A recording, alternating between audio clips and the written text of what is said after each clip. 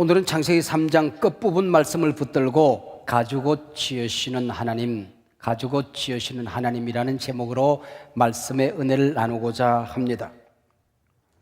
오늘 본문 바로 앞절에 보면 땅이 저주를 받습니다. 아담이 심판을 받습니다. 그리고 3장 마지막 22절 이하를 보면 아담과 하와가 에덴 동산에서 쫓겨납니다. 본문은 대단히 긴박하게 흘러갑니다. 이 급박한 전개 과정 속에서 생뚱맞게 20절과 21절이 끼어들어갑니다. 아담이 아내 이름을 짓는 사건과 하나님께서 가죽옷을 지으시는 사건이 끼어들게 됩니다. 아담이 심판을 받는 19절과 그가 아내 이름을 짓는 20절 사이에 어떤 연관성이 느껴지지가 않습니다. 오히려 이물감마저 느껴집니다. 뿐만 아니라 아담이 아내 이름을 짓는 이 사건과 하나님께서 가죽옷을 지어서 입히시는 이 사건 또한 어떤 연관성이 있는지 좀처럼 연관성이 보이지 않습니다. 그러나 어쩌면 모순되어 보이고 아무런 연관성이 없는 것처럼 보이는, 생뚱맞아 보이는 이 사건 속에 깊은 의미가 숨어 있습니다. 20절, 아담이 그의 아내 이름을 하와라 불렀으니 그는 모든 산자의 어머니가 되밀어라.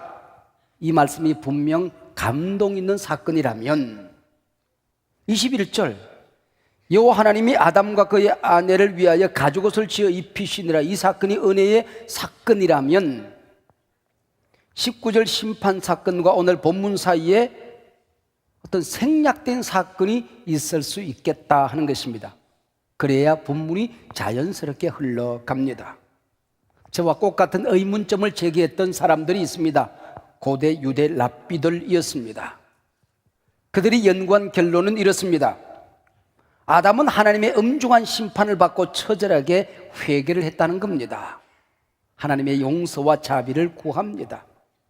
아담의 회개 사건에 오늘 본문 우리가 생뚱맞아 보이는 20절과 21절의 배경이 된다는 거지요.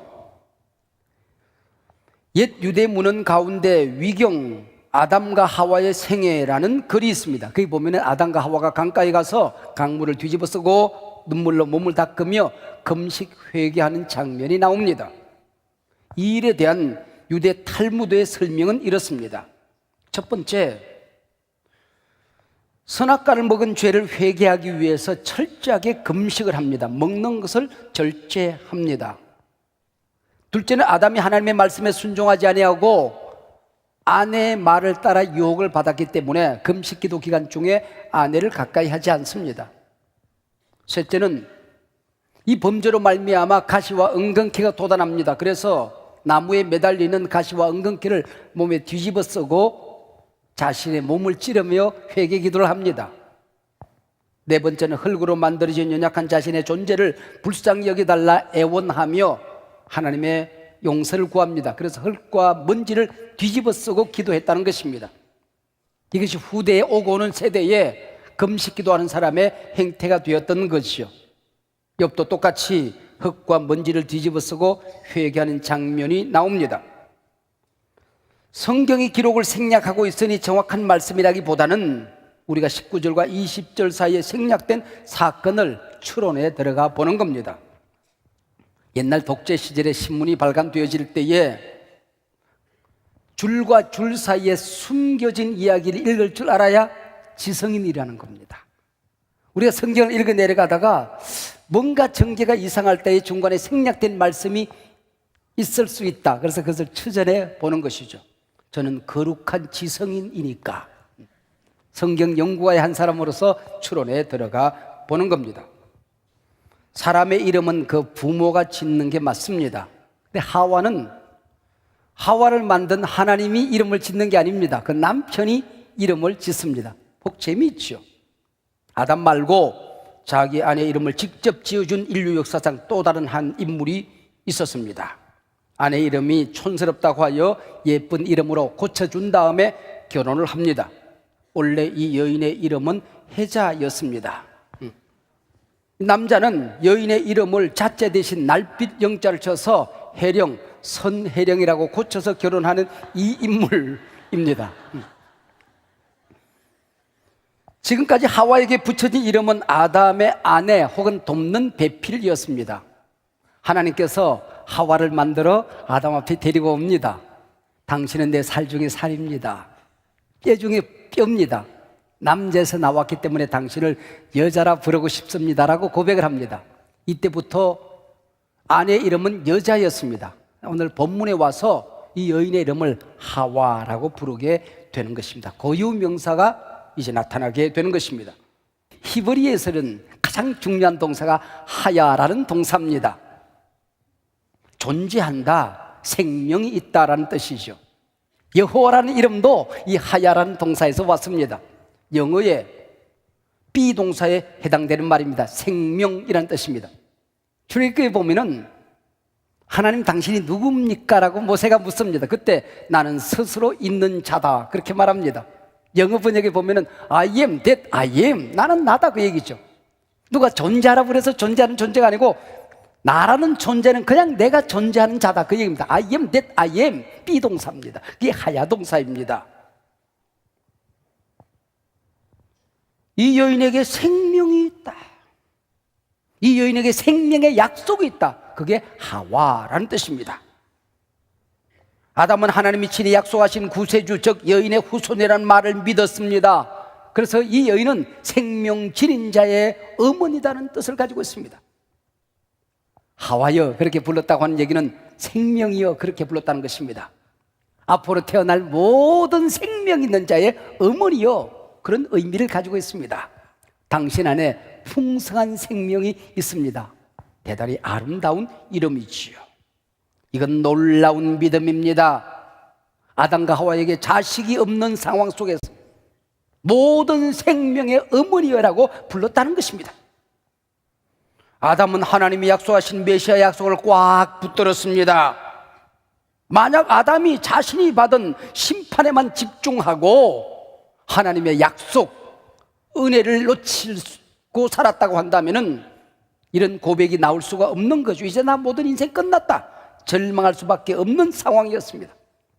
그런데 아담은 구원의 약속을 붙들었습니다. 그 말씀에 매달렸습니다. 희망을 선포하고 있는 것입니다. 우리는 역사가 흘러가며 이 믿음이 어떻게 이루어지는지 너무나도 잘 압니다. 하와의 몸에서 태어난 자식들이 자식을 낳고 또 낳습니다. 먼 훗날 그 피를 타고 메시아가 이 땅에 오는 것입니다. 진정한 여인의 후손, 하나님의 외아들이 태어납니다. 그가 구세주입니다. 그분이 우리의 주님이십니다. 모든 믿는 자의 약속이 되시는 분이십니다. 그 이름에 천국에 생명이 있는 것입니다. 천국 안에 열쇠가 있는 것입니다. 우리를 구원한 능력이 있는 것입니다. 할렐루야. 하나님은 아담과 하와에게 심판을 선고하시면서 한편 메시아를 약속합니다. 아담은 이 메시아 약속을 붙들고 하나님 앞에 나아갑니다. 회개합니다. 그래서 뱀의 유혹에 빠져 선악과를 먹고 자신마저 유혹에 빠뜨린 그 아내 하와에게서 생명을 보는 것입니다. 구원의 약속을 보는 것입니다. 오고 오는 세대의 인류를 구원할 능력을 보는 것이죠. 아담이 하와의 이름을, 아내 이름을 하와라고 지어준 이 사실은 간단한 일이 아닙니다. 오 생명을 잉태하고 생명을 낳을 자여, 그대의 핏줄에서 에덴의 영광을 나는 보노라, 모든 인류가 구원받을 수 있는 미래를 보노라 하고 고백하는 것입니다. 드디어 하나님께서 창세기 3장 15절 여인의 후손은 뱀의 머리를 상하게 할 것이다, 그가 피를 흘리겠지만은 그 피는 오고 오는 세대의 모든 민자를 구원하게 될 것이다. 이 구원 약속에 대한 확실한 표징을 보여주는 것입니다. 성령의 인을 쳐주는 것입니다. 확정의 표를 입혀주시는 것입니다. 바로 구원 약속의 성취 사건이 가죽옷입니다. 창세기 3장 15절의 성취가 오늘 본문 창세기 3장 21절 말씀이라고 하는 거죠. 여호와 하나님이 아담과 그의 아내를 위하여 가죽옷을 지어 입히시니라. 이제 우리는 19절 아담의 심판 사건, 20절 장명 사건, 21절 가죽옷 사건이 어떻게 연결이 되는지, 구원의 진리가 구슬이 꿰지듯 잘 연결이 되어졌습니다. 우리는 가죽옷에서 구원론을 봅니다. 구원이 뭔가? 어떻게 구원받는가? 미래를 보는 것이죠. 우리 죄를 대신 담당할 대속의 원리, 기독교 진리의 가장 고상한 진리를, 복음을 보는 거죠. 내 허물과 죄를 덮으시는 하나님의 사랑을 봅니다. 한 걸음 더 나아가서 독생자를 죽이고서라도 우리를 구원해야 될 하나님의 가슴앓이, 눈물을 보는 거죠. 나를 구원하신 하나님의 구원 계획을 보는 것입니다. 오늘 가죽옷 본문이 우리에게 보여주는 구원론적인 의미가 있습니다. 이 가죽옷은 사람이 만든 무화과나무 잎사귀가 아닙니다. 하나님이 친히 만드신 것입니다. 하나님이 친히 만드신 이 옷만이 인간의 죄를 덮어줍니다. 감추어줍니다. 씻어줍니다. 용서해줍니다. 여러분 기억하세요. 인간이 만든 나뭇잎사귀는 그들의 허물을 감춰줄 수가 없습니다. 인간이 만든 선행의 옷, 도덕의 옷, 철학의 옷, 모든 이런 것들은 인간의 죄를 씻어줄 수가 없습니다. 하나님이 지으신 옷만이 우리를 구원해 주시는 것입니다. 두 번째 놀라운 진리가 있습니다. 누군가 죽어야 가죽이 생깁니다. 가죽옷을 만들 수 있는 것이죠. 하나님께서 가죽옷으로 우리 아담과 하와에게 입혔다는 얘기는 가죽옷의 임자가 이미 죽었음을 의미합니다. 누군가 피를 흘리고 죽어야 죄인이 살 수 있는 거죠. 이것이 대속이라고 하는 겁니다. 대속이 뭡니까? 누군가 대신 죽어 뇌죄를 사했다는 겁니다.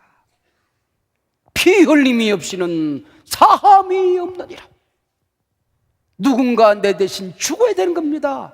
내가 죽어야 될 그 자리에, 그리고 나를 용서해 주시는 하나님의 약속, 이것이 대속이라고 하는 것입니다. 세 번째, 아담과 하와는 가죽옷이 자신의 수치를 덮어줄 때에 하나님의 사랑을 뜨겁게 느꼈을 것입니다. 에덴 동산으로 돌아갈 희망이 생겼습니다.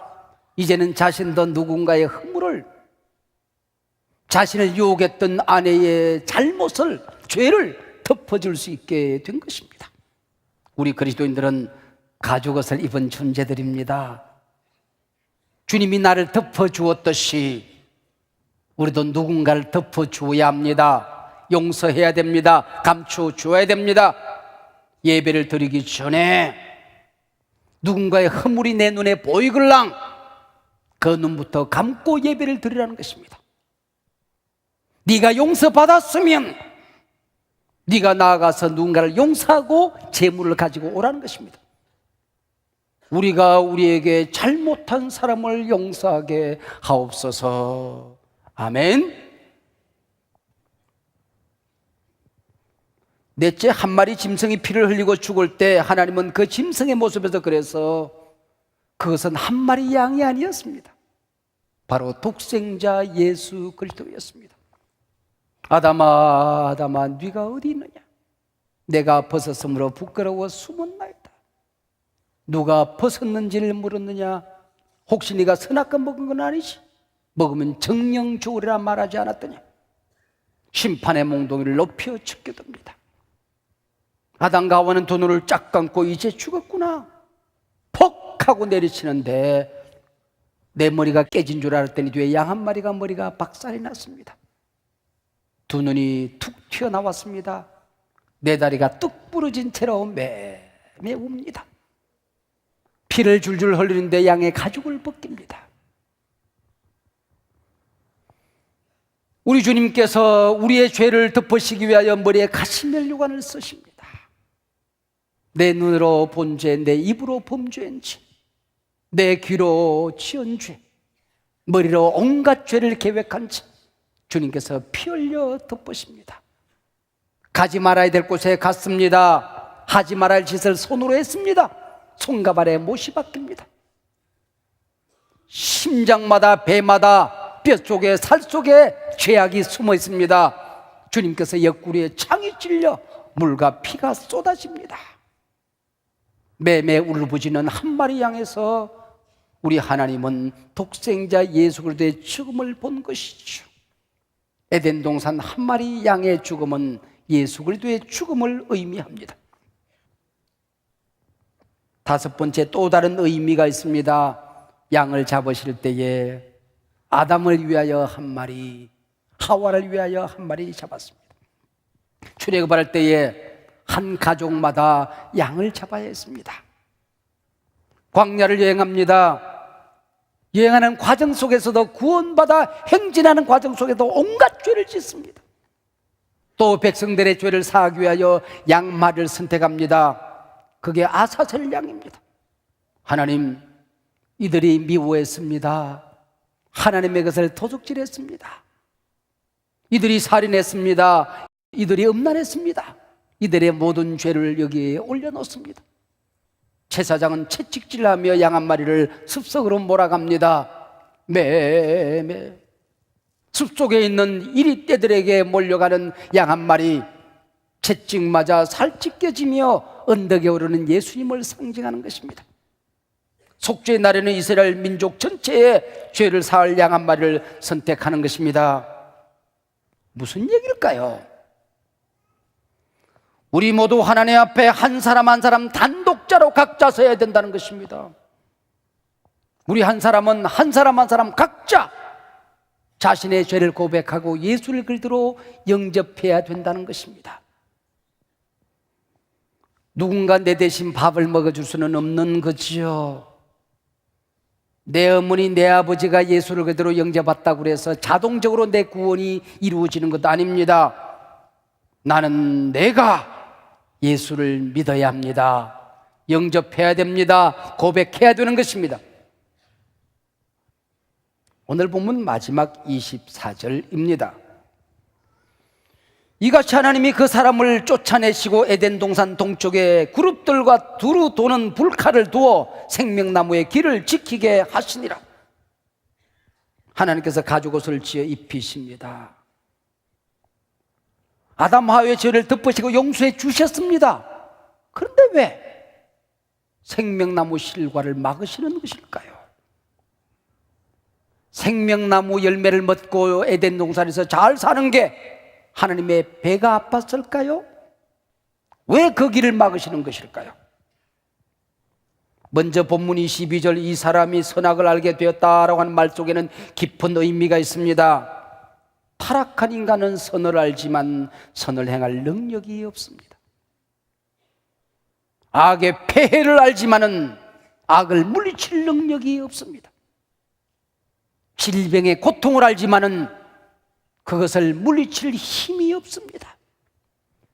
수치감, 근심, 걱정, 불안, 갈등, 미움, 원망, 이 못된 것들이 얼마나 나쁜 것인 줄 알지만은 이것을 이겨낼 힘이 없습니다. 죄를 지은 인간은 그래서 늙습니다. 병듭니다. 흙으로 돌아갑니다. 여러분 생각해 보세요. 나이가 들어서 늙고 쭈그러진 얼굴, 걷지 못하는 다리, 추한 모습으로 영혼도 병들고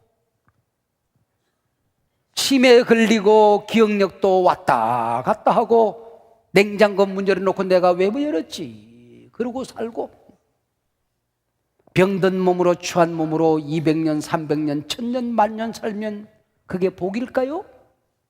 그게 저주입니다. 죄의 문제, 고통의 문제가 해결되지 않은 채 생명나무 실과를 먹어 영생할까 봐 하나님은 생명나무를 이 땅에서 옮기신 것입니다. 여러분, 그래서 죽는 게 하나님의 사랑이라는 겁니다. 추한 모습으로 너무 오래 살지 않는 게 하나님의 은혜였다고 하는 것이죠. 하나님의 배려였다는 것입니다. 아담 하와가 쫓겨난 이 땅은 우리가 살고 있는 이 땅입니다. 노아 홍수련에 좀 더 일그러진 땅에서 우린 지금 살고 있는 것입니다. 이 땅은 저주받은 땅입니다. 나를 찌르고 아프게 하는 것들이 세상에 너무나도 많습니다. 공중의 권세 잡은 마귀가 우리를 유혹합니다. 괴롭힙니다. 우리의 영혼을 짓밟습니다. 이게 우리가 살고 있는 이 세상입니다. 추위가 있습니다. 더위가 있습니다. 배고픔이 있고 가난이 있습니다. 싸움이 있고 전쟁이 있습니다. 근심과 고통이 있습니다. 폭풍 폭우가 있고 지진 화산이 있습니다. 이곳에서 80년 남짓, 길면 100년 가까이 그 정도 살고 하나님 앞에 돌아가서 낙원에서 영생하는 것이 복인 줄로 믿으시기를 바랍니다. 여러분, 나이 들어서 죽음이 찾아올 거예요. 어느 순간 하나님께서 찾아오셔서 얘야, 이 땅에 살던 무거운 짐 다 이제 내려놓자. 네가 질 수 없는 인생의 짐들 다 벗어놓자. 나와 함께 천국 가자. 주님이 여러분을 부르실 때에 아멘 주 예수여 어서 오시옵소서. 내 영혼을 아버지 손에 맡깁니다. 편안히 죽으시기 바랍니다. 그게 복이라는 걸 아셔야 됩니다. 네가 오늘 밤 나와 함께 낙원에 있으리라. 오늘 밤 내 숨 끊어지면 오늘 밤 네가 나와 함께 낙원에 있으리라. 이게 생명나무를 거두어 가신 하나님의 사랑이라는 것입니다. 세월이 흘러갔습니다. 시간이 지나갔습니다. 예수님께서 이 땅에 오셨습니다. 그분 십자가에 매달려 우리의 가죽옷이 되셨습니다. 내가 입을 옷, 여러분이 입을 옷, 구원의 옷을 만들어 주셨습니다. 의의 옷을 만들어 주셨습니다. 이 옷 입고 살아가는 사람들이 어떻게 살 것인지 그의 제자 요한의 계시를 통하여 요한계시록을 기록합니다. 천국 환상이 펼쳐지는 가운데에 깜짝 놀랄 장면을 우리에게 보여줍니다. 창세기 이곳에서 사라졌던 생명나무가 천국 그곳에서 우리 눈에 나타납니다. 귀 있는 자는 성령이 교회들에게 하시는 말씀을 들을지어다. 이기는 그에게는 내가 하나님의 나군에 있는 생명나무의 열매를 주어 먹게 하리라. 또 그가 수정같이 맑은 생명수의 강을 내게 보이니 하나님과 및 어린 양의 보좌로부터 나와서 길 가운데로 흐르더라. 강 좌우에 생명나무가 있어. 강 좌우에 생명나무가 있어. 12가지 열매를 맺되 달마다 그 열매를 맺고 그 나무 잎사귀들은 만국을 치료하기 위하여 있더라. 아멘.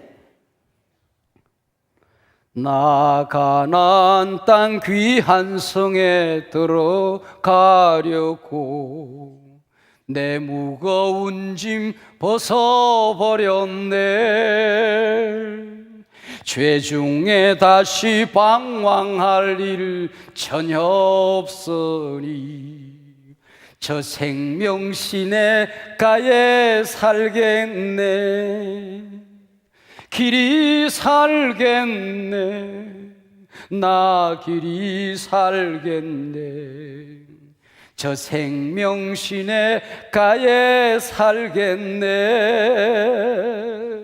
길이 살겠네. 나 길이 살겠네. 저 생명 시냇가에 살겠네. 그곳에서 우리 함께 생명나무 실과 마음껏 먹고 이 땅에서 다 나누지 못한 사랑 나누며 서로 축복하며 복되게 함께 살기를 기대합니다. 살게 될 것입니다. 할렐루야.